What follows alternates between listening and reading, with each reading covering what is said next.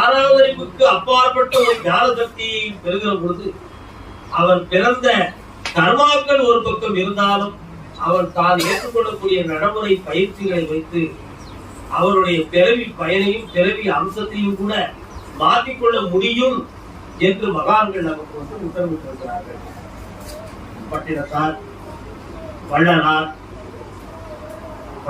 வள்ளலார் மகரிஷிகள், சப்தரிஷிகள், அகத்திய மகரிஷி, அத்திரி மகரிஷி, விஸ்வாமித்திரர், வசிஷ்டர், இப்படி போன்ற சப்த ரிஷிமார்களும் மகான்களும் மனிதன் பக்குவப்பட்டார் என்றால் அவன் தெய்வமாக மாற முடியும் என்பதை நமக்கு உணர்த்தி இருக்கிறார்கள்.